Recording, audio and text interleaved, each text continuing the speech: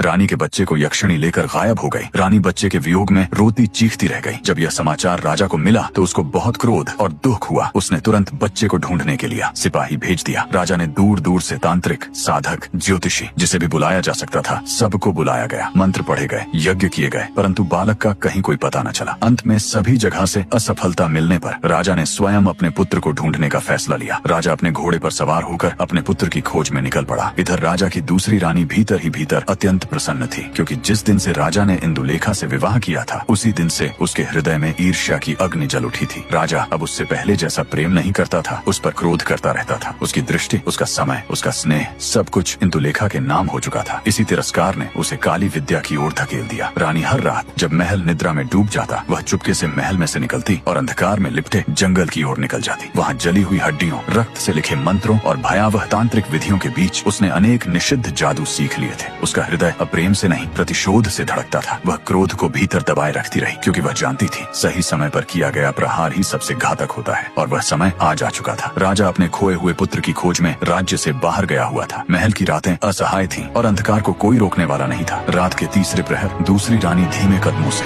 इंदुलेखा के कक्ष की ओर जाने लगी। रानी इंदुलेखा के कक्ष में प्रविष्ट हुई। दिए की लौ कांप उठी। रानी ने मंत्र पढ़ना शुरू किया। मंत्रों की फुसफुसाहट से इंदुलेखा की आंखें खुल गईं। तभी एक तीव्र काली चमक फैली और अगले ही क्षण वह एक डरी सहमी बिल्ली में परिवर्तित हो चुकी थी। रानी की आंखों में पागलपन उतर आया। वह क्रूर हंसी के साथ बोली, डायन, तूने मेरा सब कुछ छीन लिया, मेरा प्रेम, मेरा अधिकार, मेरा सम्मान। अब इसी तुच्छ बिल्ली के रूप में तड़प तड़प कर मर। बिल्ली कांप रही थी। उसकी आंखों में भय और बेबसी के आंसू थे। यह सब राजा का मंत्री देख रहा था। वह खिड़की में से सब कुछ देख रहा था, डरा हुआ, विवश, सत्य जानते हुए भी मौन। अगले ही क्षण रानी ने बिल्ली को उठाया और निर्ममता से खिड़की से नीचे फेंक दिया। उसकी हंसी अंधकार को चीरती चली गई।